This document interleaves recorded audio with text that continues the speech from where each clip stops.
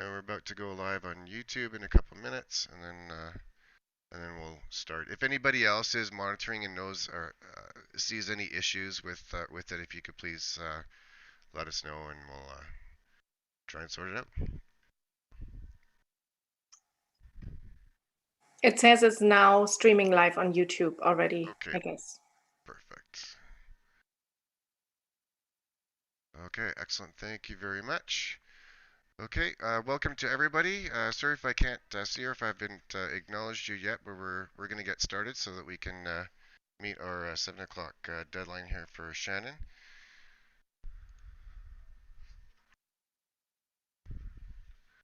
So first of all, welcome to SD42 DPAC. Eugene Javier is our chair, but unfortunately he can't make it tonight.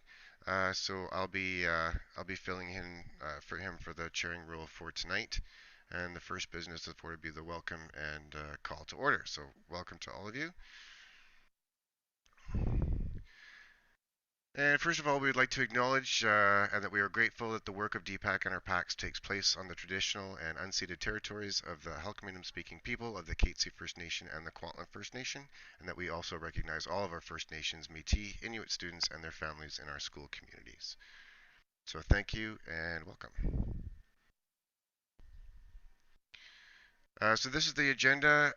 As I was saying to some of you earlier, for some reason we've had some issues with our Gmail account that is either deleted or misplaced our tabs that we use to send group messages for PACs and reps and executives and trustees and all the rest of it. And we just noticed the other day that when we do this normally, that a bunch of emails were missed because of this loss. So it's going to take us a few days to go back in and recover all those emails and put them back into the proper group. And unfortunately, we haven't had a chance to go back in and fill that out yet. For those of you that were able to get it, and again, we haven't been able to track down who got it and who didn't, we did send out an agenda. For those that did get the agenda, there are a couple of amendments to the agenda. If first I can have a motion to approve tonight's agenda. Thank you, and a seconder. Thank you, seconded. So any discussion on that? And I will kind of doing this backwards a little bit, but I'll start the discussion. There's a couple of changes that we made, only that for the introductions, we changed it to me instead of Eugene, who was on previously because he couldn't make it tonight. We just added some opening remarks. I think I can't remember now. It's yesterday seems like such a long day away ago, but I think we just added opening remarks, and the rest should be the same as the agenda that went out. Any other discussion on that? Okay, seeing none then, we've done this already, so I will call the question. Oh, I've got to find Chris here because he's doing the polls for us. Where are you, Chris? Chris, are you still able to do the polls for us? I can, yep. Okay, I just don't know if I've got admin powers yet. Yeah, I'm sorry. Yeah, I saw you come in, but I hadn't got to that yet, so you have it now. Okay. So thank you. So we've done this part. And if you can launch the poll, and this is for DPAC reps only to vote. The DPAC reps at our DPAC meetings are our only official members. This is a unique meeting in that case where we're trying to limit the number of people in the Zoom meeting just because of the technical things that we're trying to deal with this time. But our DPAC reps, and for those PACs, we encourage every PAC to have a DPAC rep, where they are the voice of your official voice of your PAC. And great. So that motion has been carried. Thank you very much.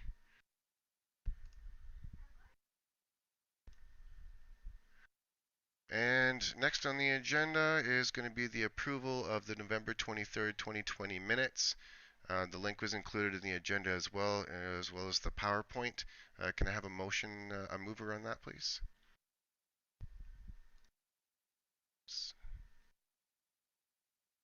Sorry, I can't see. Could I have a mover on that? Or Katie, if you can let me know. Yeah, you. Oh. Paulina. DPAC moved and Yanadin PAC did second. Thank you, Natalie.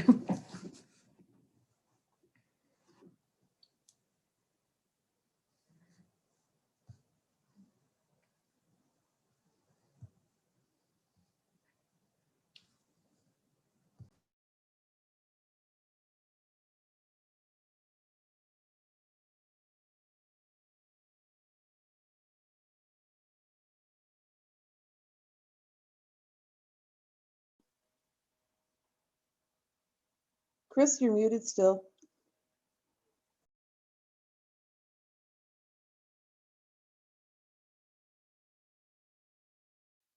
Sorry. On the discussion part of that, which we've now passed, but on the discussion part of that, I just wanted to have a conversation with the DPAC reps that there was some discussion that maybe our minutes are too long and too detailed.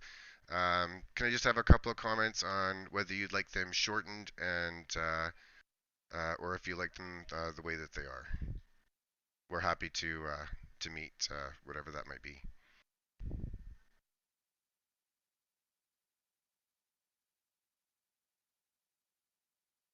All right. If even for DPAC reps, if you have a couple of comments on what you think about that, we're happy to oblige that and make them shorter or longer, whatever happens. It is even just put comments in. That'd be great. Thank you very much.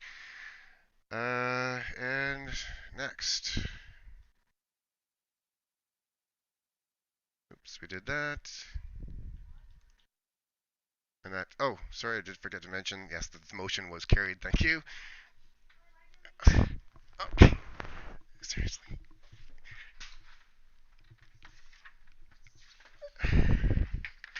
Sorry about that, my cat. Okay. Introduction. So I'm Chris Schultz, and I was the chair a couple of years ago. I'm the secretary this year. We like to rotate our positions as much as we can so that we can build our skill sets. Rotating is the wrong word because they are up for election, but unfortunately, like with many PACs, it comes down to acclamation as opposed to election. So we do try to do that. I'll leave it at that. Many of you already know me, so I don't want to bore you with the rest. And first of all, I'd like to introduce Sylvia Russell, our superintendent. This will be her last DPAC meeting that she provides a report to. We've been honored to have her at I think every DPAC meeting that we've had, and I know at one DPAC meeting in which she actually took our minutes for us. So we have a lot to be grateful for that. And on her slide, I know she's going to talk about it in her report. I've also included, which will be a link to the school plans once this goes out.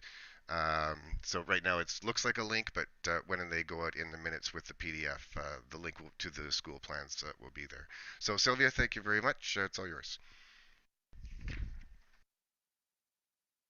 Thanks, Chris, and I'm happy to join you tonight for a few minutes. And I'll just quickly run through a few things that I know that you're got very little time before the next meeting starts. But we put an announcement out in the news today for the graduation rates.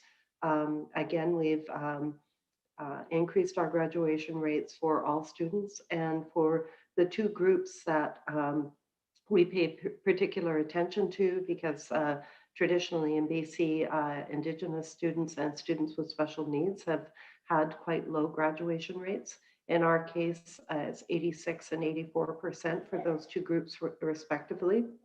And that is amongst the highest in the province. Of course, our goal is to close the gap between that 86 and 84 and the overall 93% for our all students in our all resident students in our school district, but something to be very proud of. And while there's always work to do in school districts, this is a real reflection of the just real determination of our staff, particularly those who support students and in the myriad of roles that we have.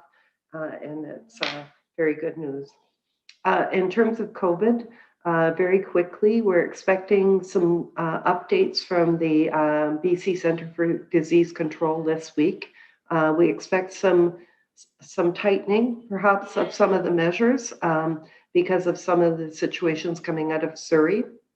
The things that we know that the Fraser Health Authority has spoken to us about are the question on the mask policy, and is there an adjustment to be made to that, as well music classes and PE classes where the transmission is more likely because of the more strenuous activity and singing and other activities like that tend to spread the virus if someone happens to be infected. So there's a possibility that as soon as tomorrow, we will have some new guidelines from CDC, and we'll be working over the weekend to have a look at those. I'm not sure of the timeline exactly, but we've had some indication that perhaps tomorrow at the end of the day. So as well on COVID, one of the improvements that the school district was able to make over the last months, since the last time I saw you before Christmas, is that we've installed portable sinks in the portables. As you know, there's no running water out to our portables. We prefer a solution where we actually plumb the portables, but for the time being, it's good to at least have a water source there. For next fall, I want to alert parents and students as well. I think the students are quite aware of this, that for the upcoming year, we expect the school organizations at all schools except Thomas Haney to move to a semester system. And that semester system is going into place as kind of hedging our bets against COVID. At this point in time, we're hoping that schools will go back fully in a normal mode in the fall, but and we expect and have been told that all adults in school districts will have had access to the vaccine in August. So, but the issue still remains, of course, with students. Students under 16 will not be getting the vaccine. And so the transmission of virus is still very much a part of the fall scenario. So we need to make sure that we have an organizational system in place that is where we can respond if there is transmission of the virus at a greater level than we hope. So that's the plan. There'll be more coming out to parents about the organization and course planning for next year in the next week or two. And my colleague, Harry Dillon, who's on the screen here, and your new superintendent, and I'm delighted to welcome Harry to this role. He and I have worked together for a very long time, and it's really with great pleasure that I say that I think the district is in super hands with him, and really very pleased about the succession planning that we've had in place and been working on for a number of years. And one of the parts of that plan was to have Harry take that job, and so I'm pleased that that has happened. FSA is coming up. It's scheduled to begin in mid-February. We will be sending out communications through our partners at the MRTA, but also as a district about FSA. We're a little bit unsure if the political will around the FSA, as you've probably seen in the press. There's a fair number of school districts coming out to say that they think the timing is wrong during COVID for that test to be administered. I'm not sure that I see it as particularly stressful for most students, but we're just kind of patiently biding our time and talking with the MRTA as we go through this. Of course, during COVID, there was no ability for classes to double up or go other places, so it will be administered in the classroom with the classroom teachers doing that job this year. And it will be, we're thinking the majority of students being involved.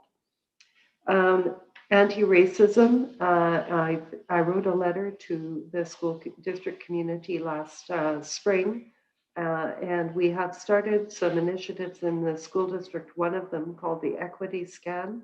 It is a way to look at anti-Indigenous racism and how our Indigenous students and their families are doing in the school district. And it's an in-depth look at that. So meaning that we actually interview students, their families, and the people who work with them, and the broader school district community to get a feel for that. We have engaged a fabulous young researcher from the University of British Columbia, Dr. Amy Parent, and she is working with 3 research assistants, PhD and master's students, to help us build the process to do that interview. As a next step, after that work is underway.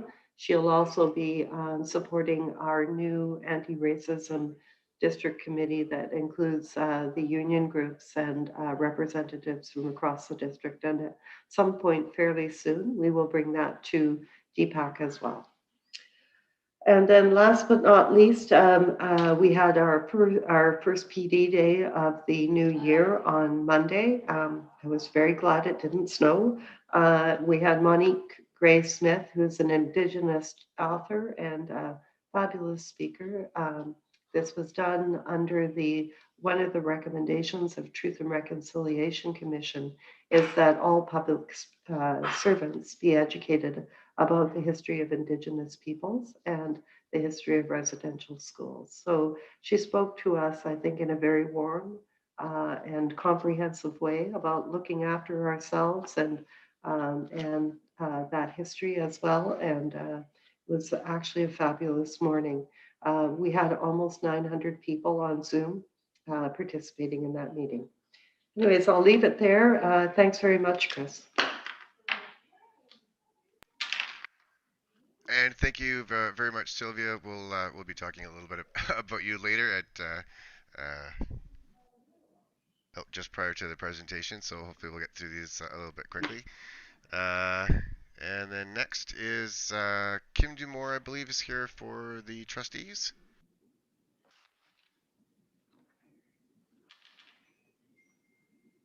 Kim, are you here? Chris, I just got a note from her that she maybe doesn't have the live link, and I'll send it to her. So just if you maybe go on to the next person, and you know what? Because I sent it to Corleen and she accepted. So yeah, I'll just go into the next person. That's okay. Okay.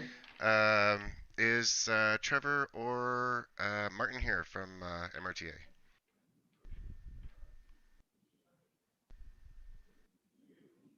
Trevor, I know our meetings are usually at 7, so that's okay. I know that Lizette is here from CUPE.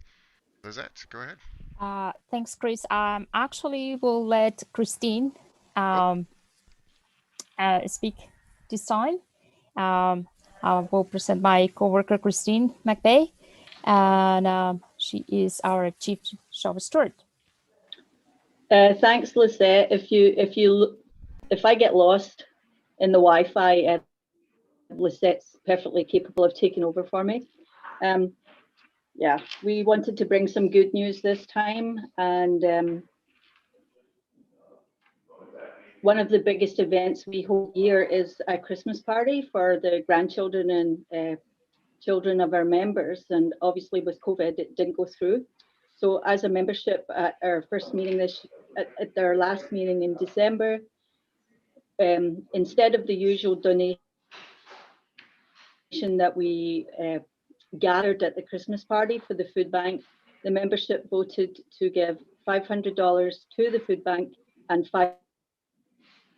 $500 to the Star Society. So we did that in January. In terms of having some sort of a social event for our members, we're having a movie night in where everybody registers who wants to, and then they're given a registration number to select a movie and watch home with their family. Also, one of the initiatives that the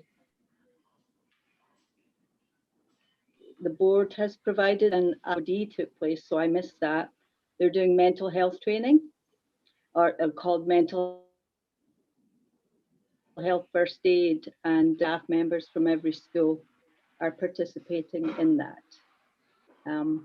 Our custodians are continuing to work hard to keep the school clean, and the rest of us are doing our best during this COVID time. Thanks.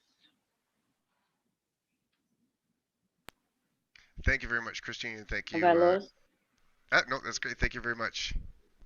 Thank you. Thank you. And I see that Kim has made it in. Yes, sorry. Thank you. Yeah, nope, all good. Did you want me to go ahead quickly, Chris? Yep, sure, go ahead. Okay, sorry. Anyway, sorry. No, I apologize. I just want to say thank you for having me here today. Being on the DPAC meeting is like being at home.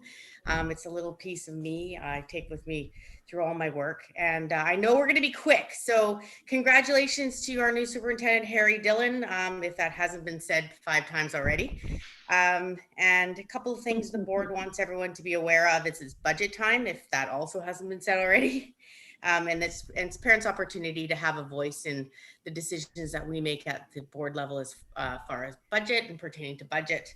So it's really important when you see the opportunity to lend your voice to budget, you jump in and do so. And the last piece I would update on is draft policies are on this, some draft policies are on the school district website right now for public consultation and input. So if you would like to have a say in some current changes in draft policies, it would be your opportunity on the school district website right now.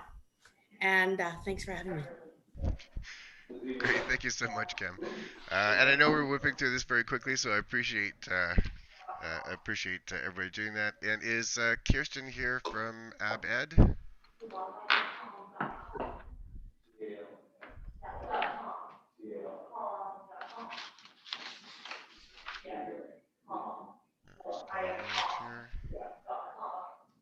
Oh, sorry, I missed Chad. Is Chad here from Maple Ridge Principals and Vice Principals Association?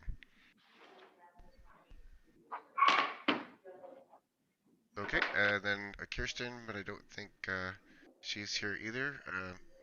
I'll just add that for Aboriginal education, it's something that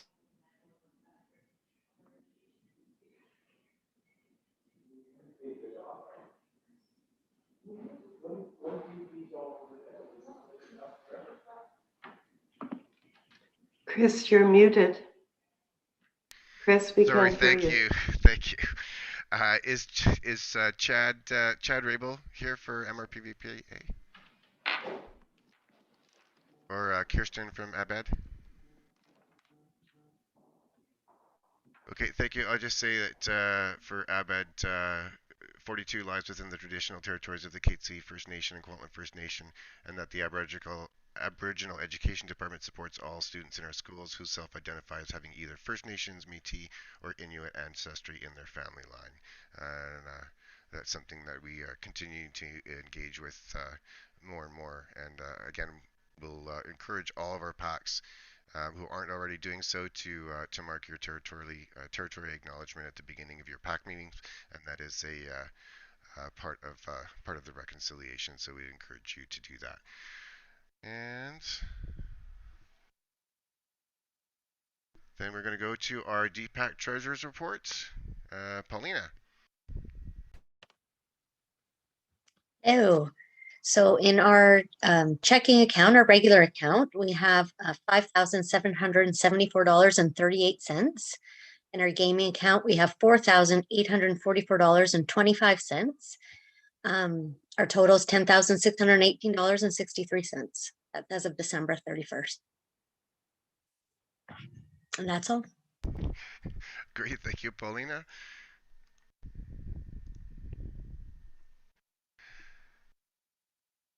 And then our last two things is that we want to give a very heartfelt thank you to Sylvia.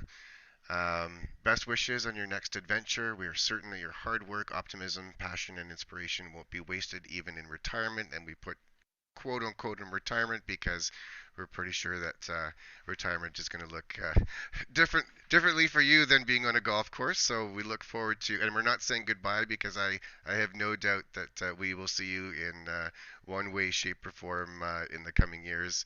And again, really, we want to thank you for your dedication to our students, for the dedication to the community as a whole, for your work with Aboriginal education, for your work with our struggling learners and literacy and all kinds of things that you've done for the district. So from all of us, we just want to say thank you so much. And we're going to miss you. And it's been a pleasure and an honor, certainly for me, and I know the rest of our DPAC executive teams to have been able to spend this time with you, and we wish you all the best. Sorry, thank you, Chris. Appreciate that, and it's been a pleasure working with all of you as well. And also in that vein, we are so excited as well to welcome Harry Dillon. We are very excited to work with him. We could not have asked for a better replacement. We've been engaged with him in various different committees or that throughout the past few years. So we're very lucky to have him, and we look forward to building our relationships and all of our common goals of improving opportunities and learning outcomes for our students. So a really heartfelt welcome to Harry. We're very excited to get to work with you and carry on the business of the district. And thank you for taking on the position. Thank you for taking on the responsibility and the role. And we have no doubt that it's going to be great for all of us. So thank you and welcome.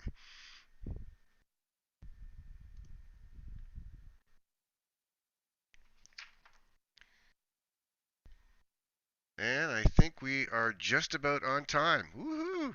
So, first of all, I would like to, for all of the parents who may be beginning to watch on YouTube, or for those interested, this is in part brought to you by Secondary PACs. Shannon Dern's the assistant superintendent, or maybe deputy now. Everything's switched. I'm not sure, but has graciously offered to do this presentation year after year, certainly as long as I've been here for the last few years, and we're very lucky to have her do this and to explain to parents the process of the registration. It's a big step, especially for first-time parents moving from elementary school to secondary school, and sometimes it's just that feeling that you've done everything you needed to do and you're not missing anything. And Shannon does a great job of trying to answer those questions. If during Shannon's presentation you have any questions, please email them to grade8reg.com, and we'll be going through those questions and we'll be posting them to Shannon. If there's questions, I see we have a number of principals here. Sorry, I haven't gone through them all because I can't see, but I've seen them come in. And if there's any questions directed to specific schools, I'm sure the principals can answer those. And if you have any questions about your PACs as well, I know I have a couple of messages from some of the secondary PACs, which I would just go through quickly. For those expecting to go to Thomas Haney, welcome to all incoming Thomas Haney parents and welcome to our school community. This is from the Thomas Haney PAC. As with all secondary PACs, we have an important role, but not one that takes a great deal of time. We meet 6 times throughout the year, currently via Zoom, and we'll be holding elections in May for the coming year. Any interested parents are invited to put their name forward for a role, and all the roles are open. Feel free to join us for our April 13th meeting as well, and contact us at thomashaneypac@gmail.com, and we'll post that information later as well. For MRSS parents from their PAC, MRSS PAC is a safe, inclusive place for parents to stay informed and get involved. Unlike elementary schools, we are not involved in fundraising and just rely on the gaming grant that we receive. As a parent member, you have the opportunity to give input and vote on which clubs and groups will receive those funds. So if you want a voice in that's a good opportunity. Attending PAC meetings allows parents to stay current in regards to what's going on in our school as well as our district by hearing reports from both administration and the DPAC reps.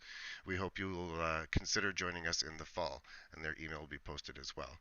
From Westview Secondary, a space where all parents and guardians are welcome to come and listen, contribute, get involved, and be a part of the conversation.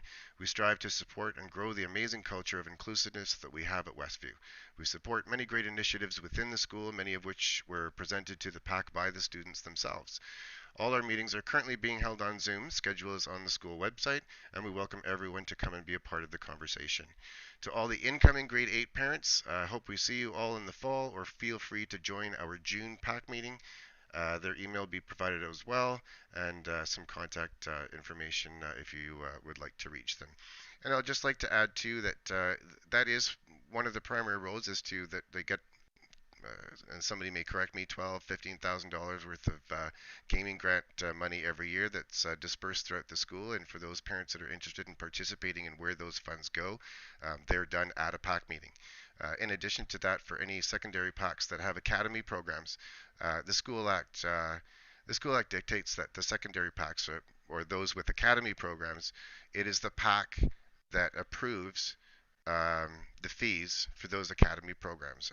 The board must obtain the approval of the PAC for those fees. So that's another important role for PAC. So if you, whether your child is involved in an academy program, or if you're concerned about the direction of the or curious about the academy program, it is the secondary PAC that approves those fees for the academy program. So again, there's lots of reasons. Like they've already said, it doesn't take a whole lot of time, but you do have your voice heard, and you can participate in where funding goes for your secondary PAC. So thank you to those secondary PACs, and we'll be putting again that information up as well. And welcome to all of you. And is Shannon here? I sure am. There you go. And I will hand it over to Shannon. Again, Shannon, thank you so much for taking the time to do all this. And we appreciate it. And if you have any questions, have at her. Otherwise, it's all yours. Great, thank you. Thanks, Chris, and thanks to the PAC for having me.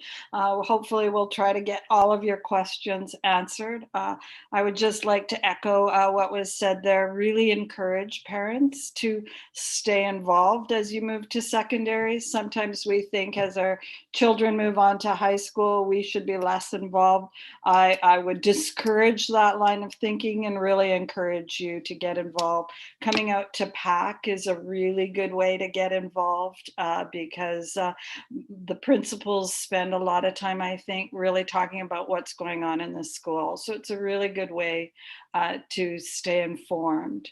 And I know I saw in the call, and you may not be able to see them, but I just want to do a few introductions. Assistant Superintendent and my colleague Ken Kober is on the call, and he's hopefully going to help me answer questions here. And we have all of the high school principals also on the call. From Thomas Haney, we have Mr. Friend. From Westview, we have Mr. Rowell. From Pitt Meadows Secondary, we have Mrs. Schwartz. From Garibaldi, we have Mr. Liversich. From SRT, we have Mr. Elphick. And from MRSS, we have Mr. Connors. So as we move through this presentation, if you have some specific questions about programs or schools, we can try to answer them for you. So over on to the next slide here. What you need to know going from grade 7 into grade 8.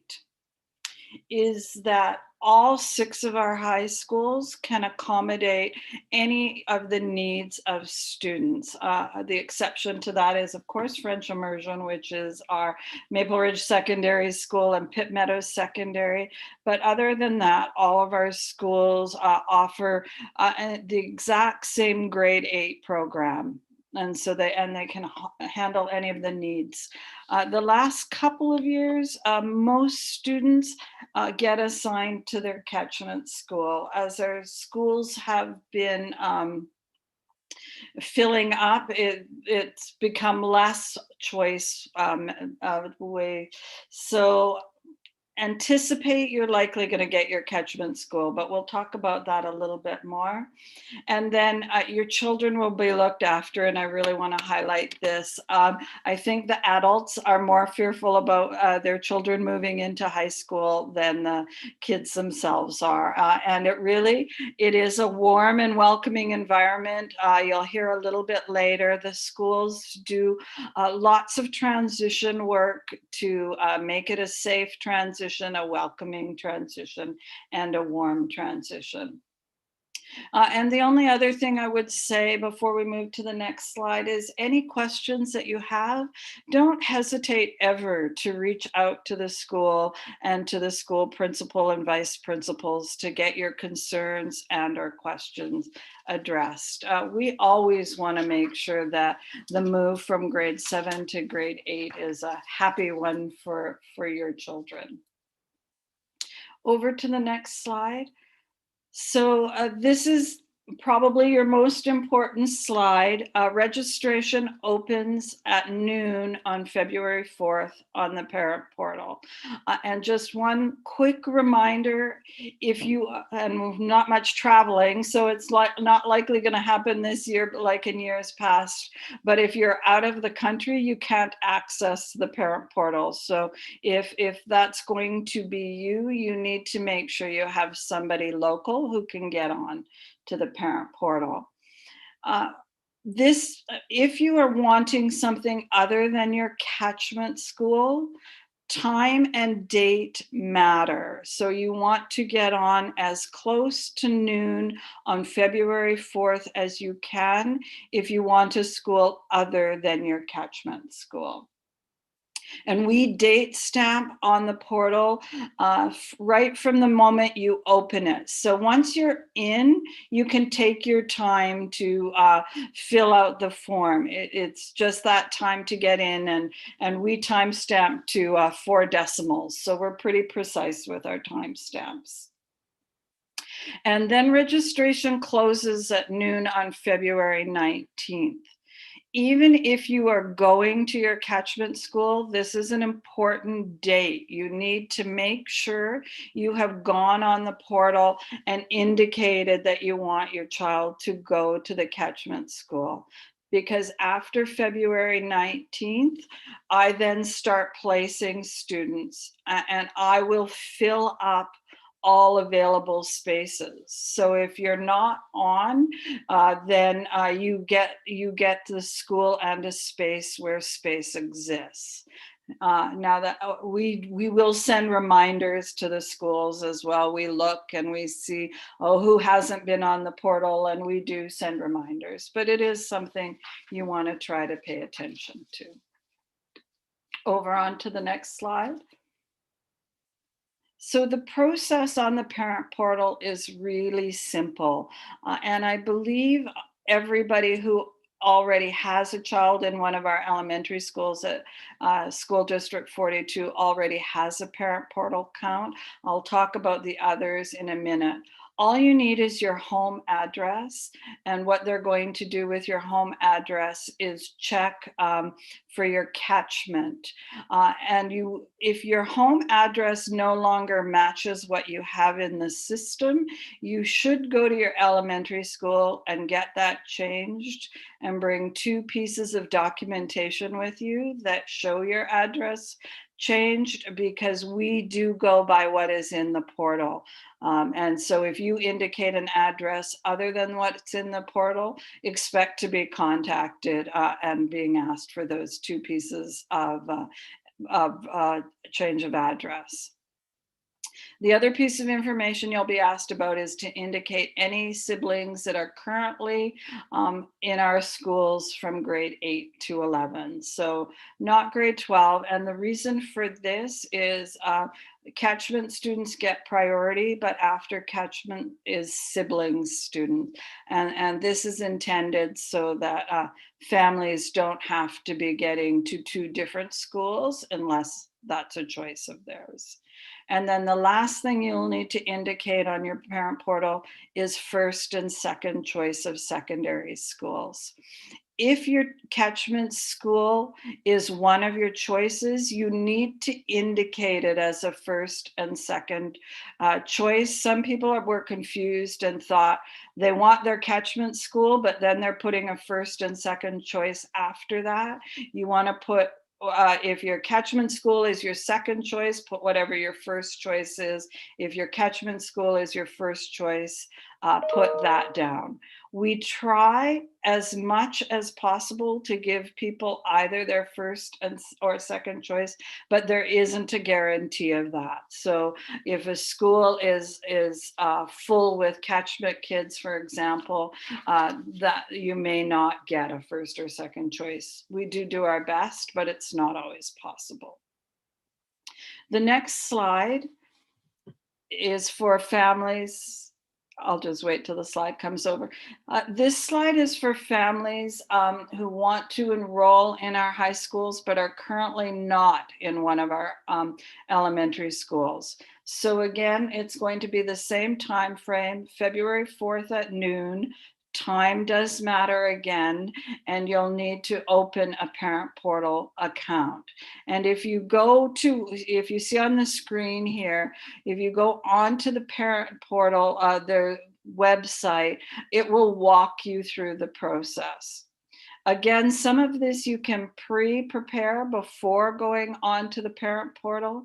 but not to worry. Exactly like the regular students, as soon as you're logged in, that is when your timestamp will be done. So after that, you can take your time filling out the rest of the information, because coming from a school where you're not already in our system, there's a little bit more information that's required from you. Over to the next slide, please. I just wanted to highlight a few other dates for you. February 2nd, Learning Services has an online information evening, and the website is there for, or the Zoom call is there for that. May 26th, we have scheduled for grade aid visits. Now, depending what COVID is doing will depend what those visits look like. Last year at this time, we tried to do some creative Zoom tours and other things to introduce the schools. So we'll just have to see closer to the date what those grade 8 visits will look like.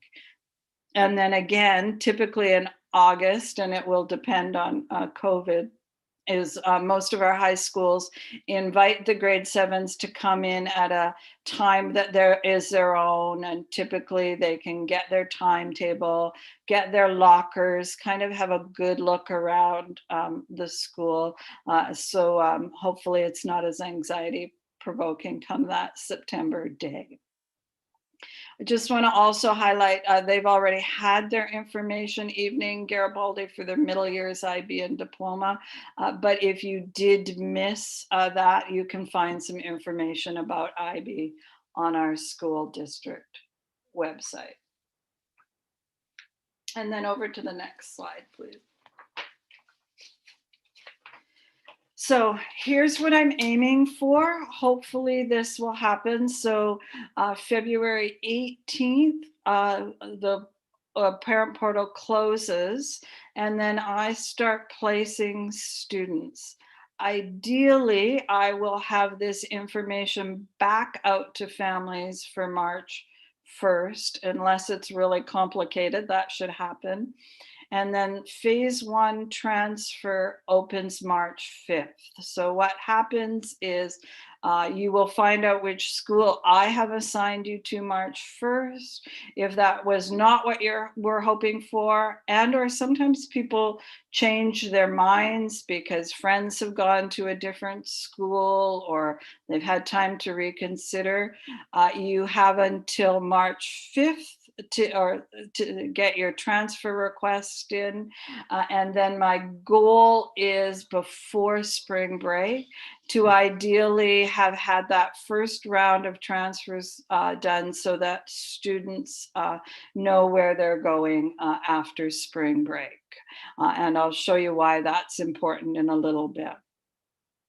And I just want to highlight this third bullet: catchment, sibling, out of catchment, done by lottery. So for transfers, time doesn't matter as long as you have your transfer request in by March 5th. And the reason for that is we don't have a system that can track time, and we didn't want people lining up at 4 o'clock in the morning to be first. So the order that students get placed is always catchment students first, then sibling, and then out of catchment. If we have 3 spots for catchment students and we have 6 catchment students requesting the school, we put all their names in a hat and we draw 3, and those are the 3 that get assigned that school. And then we work our way through siblings and out of catchment the same way. And we've done this because it is the fairest, most unbiased way we can think of to assign students. So that's how we do that. And then over on to the next slide. So this slide is really important, and hopefully it calms parents somewhat. We really take looking after our grade 7s going into grade 8 seriously, both around their learning needs, their social and emotional needs, and their health needs.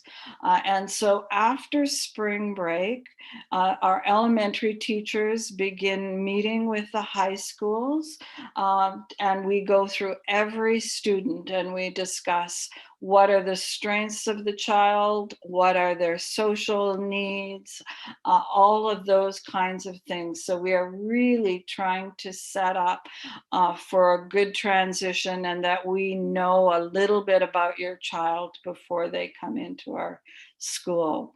As well, all of our schools have either leadership classes, or we call them link crew classes, of grade 11 and 12 students. And those students help to support our incoming grade 8s through fun activities, through having a student in the school who can be a contact for them. And even during COVID, those student leaders have really been helping to support our grade 8s. So they're not just going to be assigned to school and then forgotten about. They will be really well cared for at all of their schools.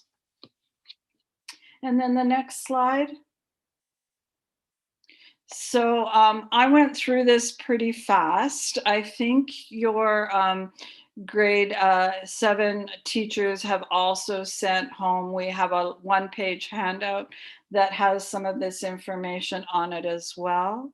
But this is also a place that you can go to find the information. So if you go onto the school district website, and under the parent tab, you will then see one that says student registration.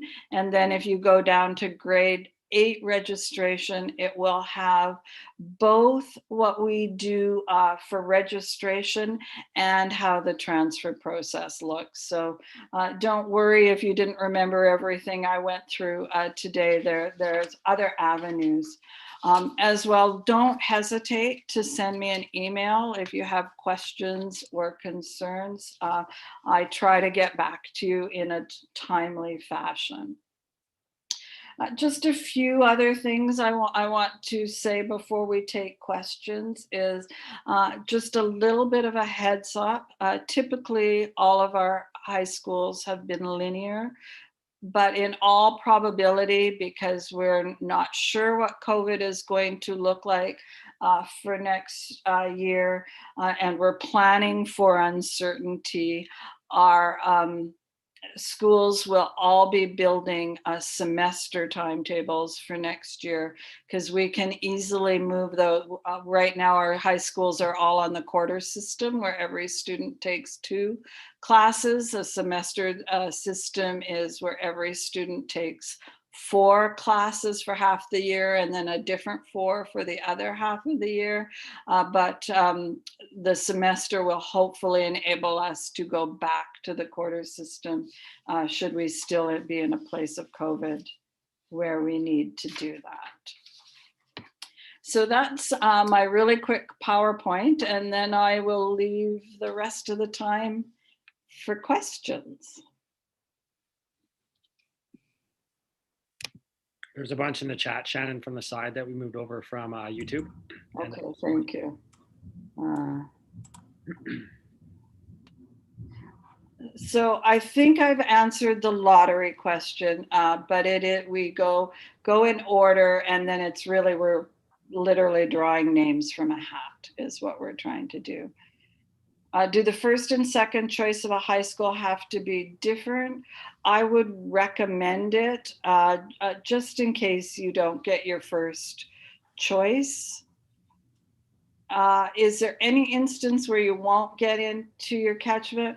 We have never had an instance so far where that has been the case. The only possibility for that could be if you have not gone on to the parent portal by February 18th, then it could be possible. This next question, my son is hoping to attend Pitt Meadows Hockey Academy. However, his catchment school is Westview.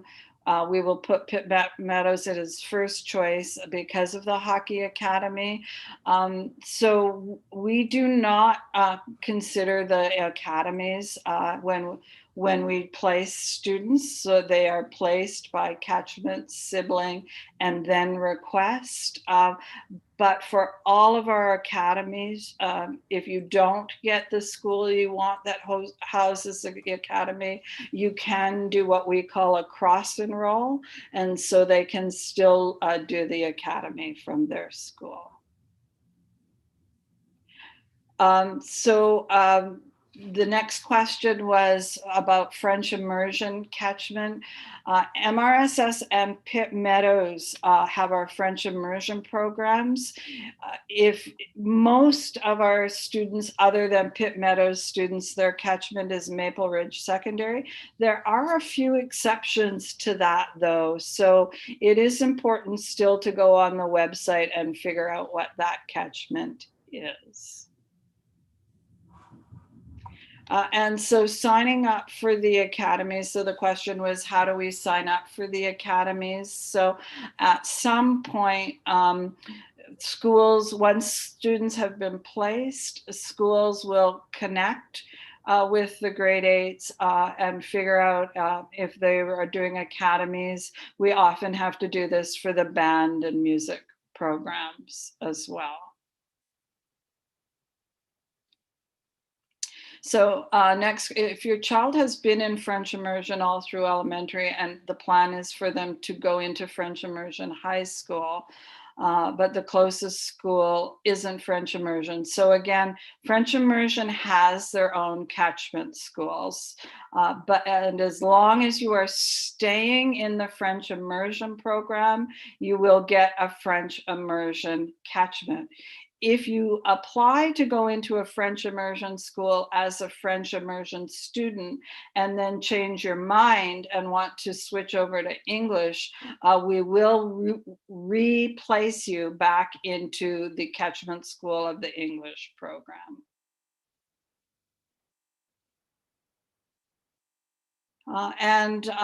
Can there be a promo video made of each high school before we put in a request?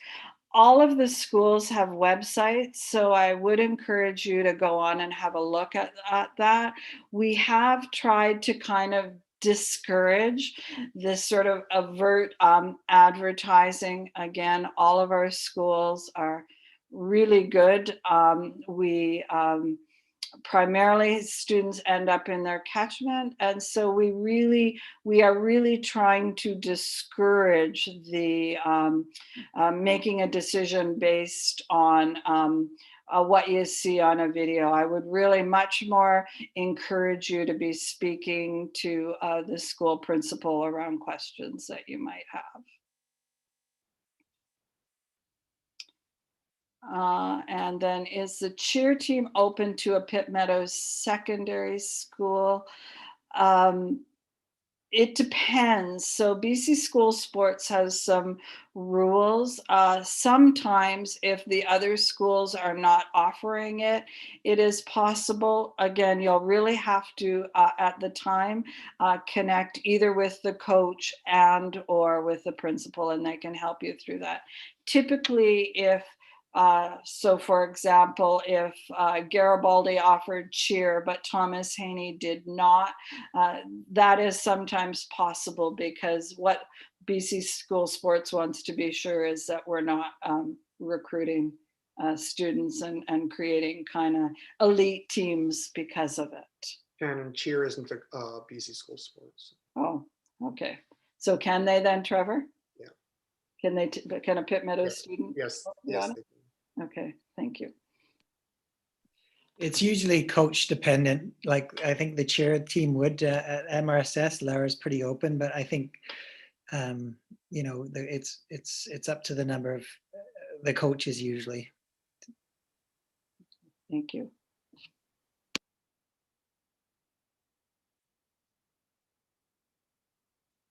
Any other questions?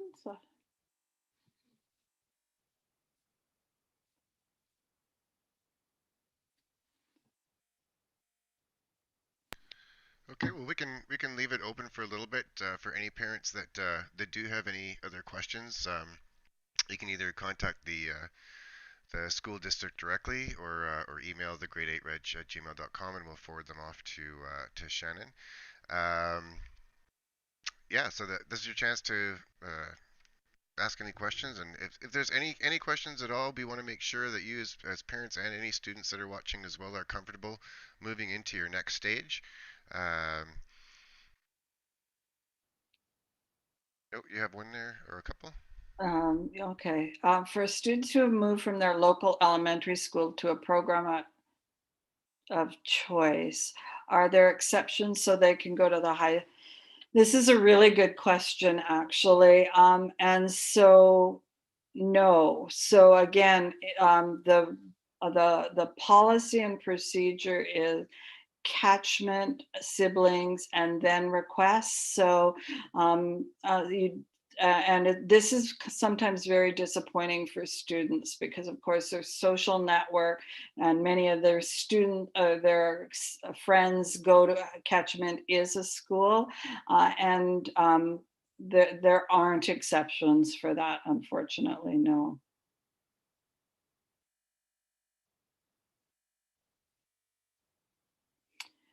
Again, further to what Chris said, all of the principals' email addresses can be found on their school websites. Mine can be found on the district website, and don't hesitate to reach out and get your questions answered. We would much rather you have the information you're looking for than have you wondering about it.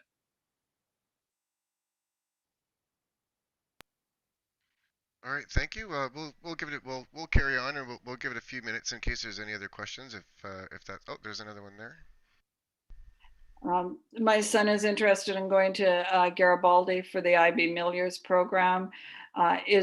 Registration is done for this on the parent portal. So no, you don't need a special application process for it.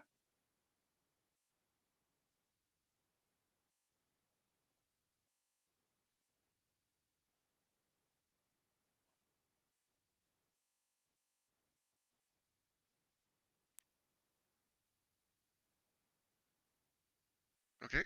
Well, we'll come back to it then in a few minutes if we get more questions. Again, please ask your questions now. It's a good opportunity. Well, Shannon's here to answer it in person, and I can assure you, there's probably many other parents that have the same questions as well. So we'll just continue on the agenda. There's just a little bit left here. And the last one is just, and everyone's welcome to stay for this, of course, is any PAC voice sharing questions, open discussion. We'll open it up to the PACs or the DPAC reps if they have anything they'd like to mention or discuss.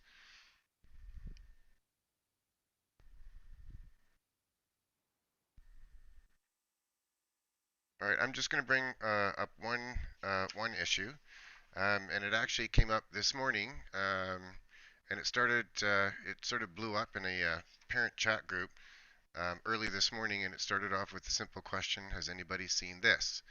And it showed a picture of pants with some stains on it. And then a number of other parents came on after saying, yeah, that's what happened to me, and that's what's happened to me, and that kind of blew up this morning.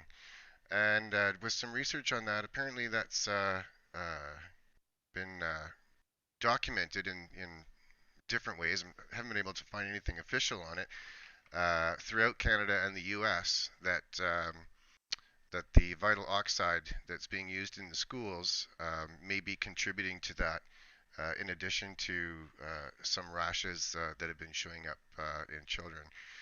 There's two things to that, and again, I don't want to alarm any parents or anything. There's no evidence at this point that vital oxide is unsafe.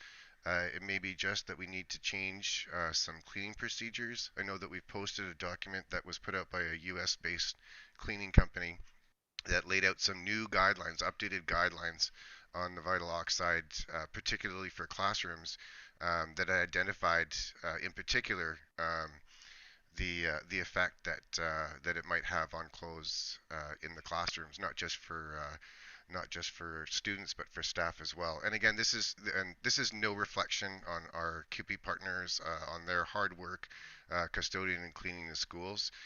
This is simply, and again, this is across Canada, this is across the US, various different places. Different school districts have taken different measures, including changing from vital oxide to updating their or enhancing their cleaning processes, and we've put out to parents for any parents that have had that experience. And we've had a number of parents actually respond, saying that they've noticed that with their clothes, tons of clothes have had to be thrown out or discarded because of it. And it appears to, there's some documentation that shows that it particularly affects clothes made of cotton. So there's some textiles that are more subject to this kind of staining. And again, there's no indication that the staining is harmful, and we're looking more into some of the rashes that are coming. We did have a couple of parents say that they had a couple of kids. Two parents had so far have emailed us with that their kids were sent home with rashes on their foreheads, and that immediately went home and took showers and were fine within an hour and itchy and that kind of thing. We don't know that it's related to that.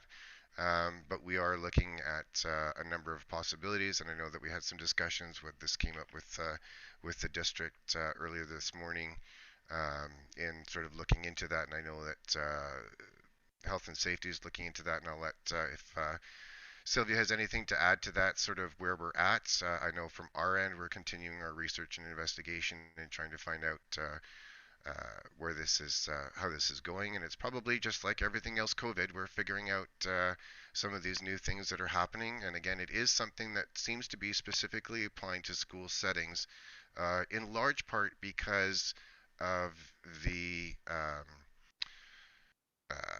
not because of the lack of cleaning, but it's part of it is contributed to the constant use and a couple of other things. It's in the document that's posted on our website that was identified by the U.S. company. So again, I know this is something that we're looking at. Apparently, this has been happening for a while and is consistent with what's been happening in Canada and the U.S. Sorry to put you on the spot there, Sylvia, but did you have anything to add to that? I know from what we've heard, a number of parents are concerned about this, and we've tried to reiterate again that the product itself seems to be safe, that there's no indication. It's been approved through U.S. regulatory bodies and by Canadian regulatory bodies and that kind of thing, but we may just need to change some of our processes.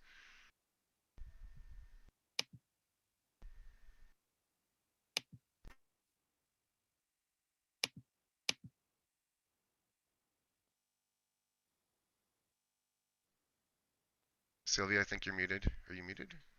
Or is it just me?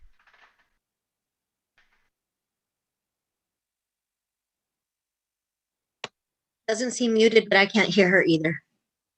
Mhm.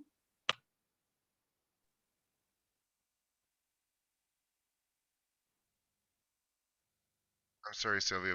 We can see you talking, and I can see that you're not muted, but we can't hear you.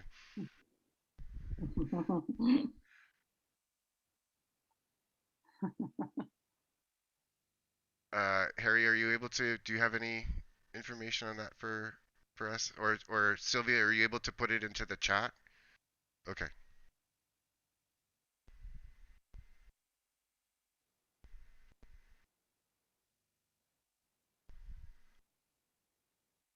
Probably the headphones.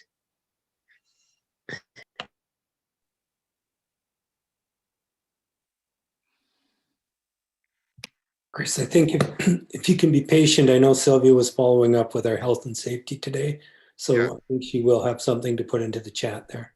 Okay. Well, we do seem to have another couple of questions, so Shannon, if you're still there, I'll take it back to you while we give Sylvia some time to look at that. Sure. I see their French immersion questions. So the one around a Westview student who's in French immersion, you likely have Westview would be your English catchment. You likely also have a French immersion catchment. If it's not the case when you go in and have a look, give me a call and I'll get our IT folks to look at it. But you likely have both. And then the question about if somebody goes into French immersion and then well into the school year, say halfway through, wants to change to English.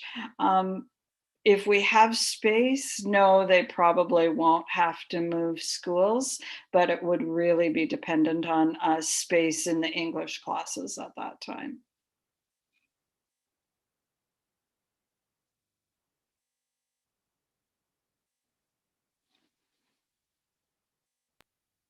Oh, okay, and Jenna Stevens has a question.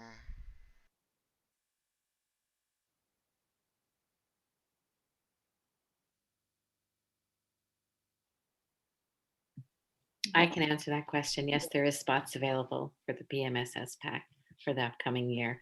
A couple of our executive members this year have children graduating, so there will be spots available for sure on the executive.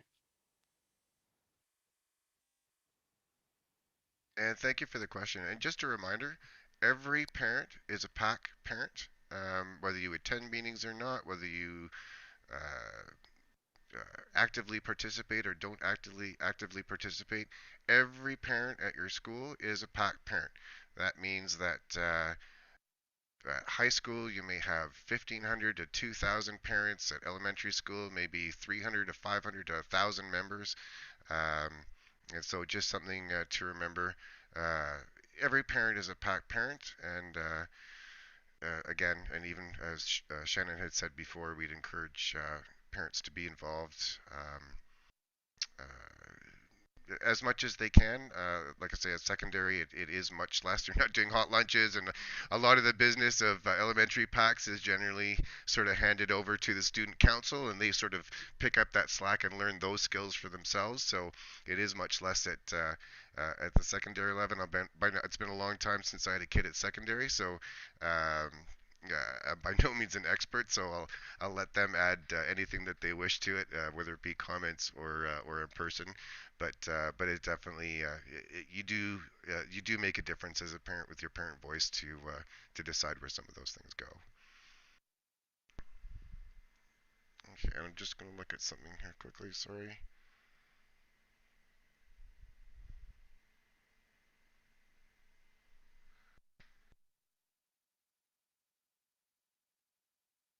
Okay, so from Sylvia, we have the chat now from her. We are looking into this question as I assured Chris this afternoon, which she did. We hope that as COVID-related cleaning processes evolve, that we continue to learn more.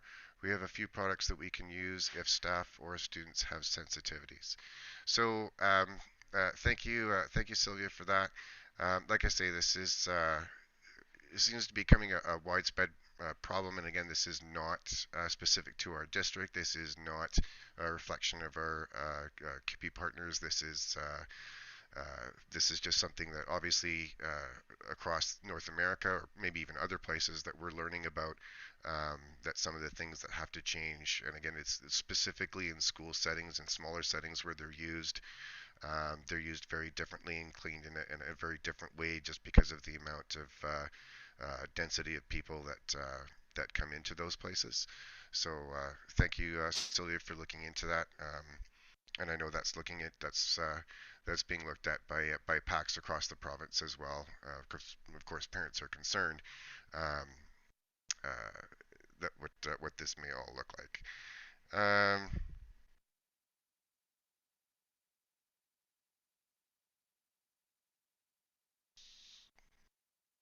Sorry, I've got too many messages here to go through. Sorry, one sec.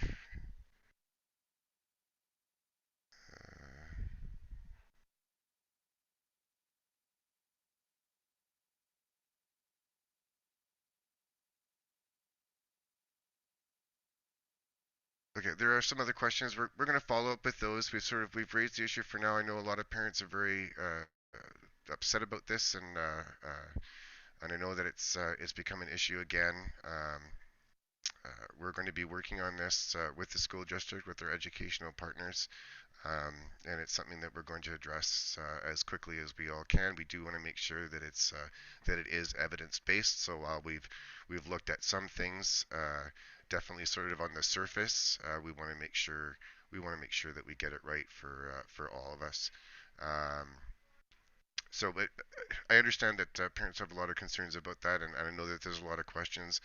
We've asked parents to email those concerns to us. We're going to be putting those, we've already got a couple of pages. We're going to be putting those together with what people's experiences are. We have redacted your name. We have redacted your school. We've redacted your kids' names. This is really just about building data. It doesn't matter what school, it doesn't matter who you are. We just want to know what is happening, what your experience is, and then try to collect some data so that we can figure out how to resolve it. And that's our goal on that.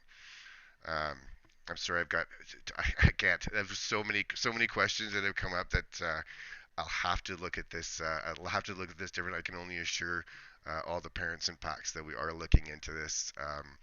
And if you have any more, please follow up with email. We'll try and follow up with you on those each individual questions. Sylvia also reminds that they'll reach out again to Fraser Health and find out what they know. And again, even just searching the stuff, it's been loosely documented, but in the little time I had today to really try and find something other than recommendations on guidelines on the use of vital oxide, I found nothing that indicated that it was a danger or anything like that. So again, I want to assure parents that we're still working on that, but as soon as we can. I know it's a priority. I know it's a priority for the school district to make sure our kids and staff are safe, and a priority for parents to make sure that their kids and staff are safe too. So we'll try and get that out to you as quickly as possible. We just wanted to make sure. We just wanted to let parents know that that this has become an issue and that we're addressing it. The second thing that has come up is we're not going to talk about it tonight, but I just want people to know that there's been some discussion with our partner groups about violence in schools, and that we're going to be engaging with the district and our partners over the next few weeks, or whenever we can, to really delve into this concern of, and I'm not sure if it's increased violence in schools or that kind of thing, but some way to address what is certainly generally becoming more of a problem, and something that I think we can work together to find a positive way to address. So basically it's just a point of information on that. From our DPAC reps or those present, are there any other questions or anything you'd like to share, whether it be the principals or anyone else?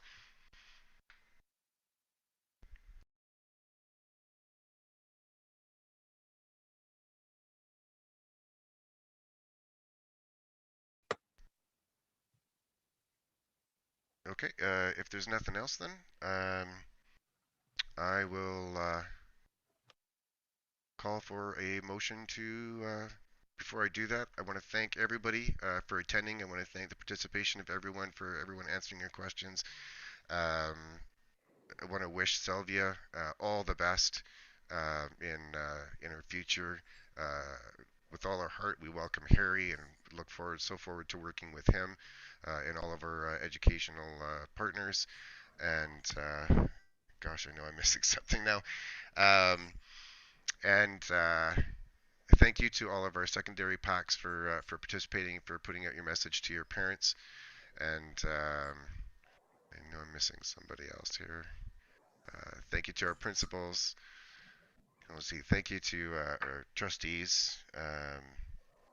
And with that, I'll ask for a motion to adjourn. Unless there's any other questions, last chance. Motion to adjourn. Oh, we got two participants raised their hands, so I'll count that as moved and seconded. Any discussion on that?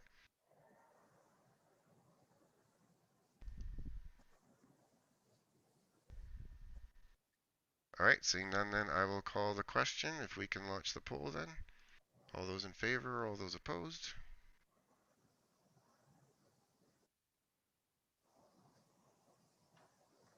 Oh, do we have Chris on? Oh. That's good.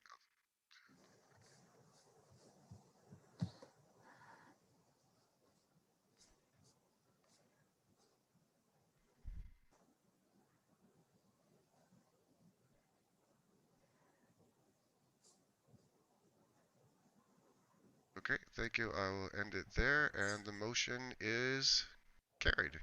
So thank you very much. Thank you again so much to Shannon for providing that information to our parents, for answering the questions. I'm sure there'll be many more.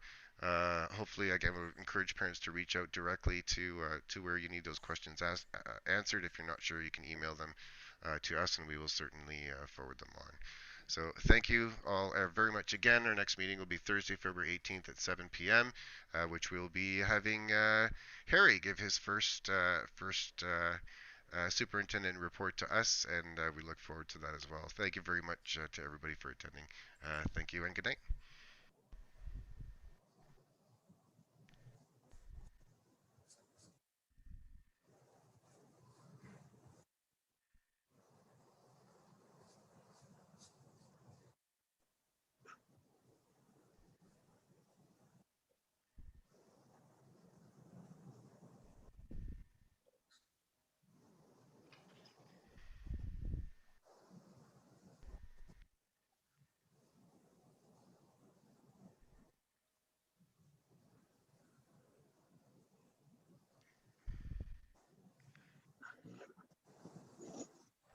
Are we still live on YouTube? Oh, I'm going to turn that off right now. Thank you.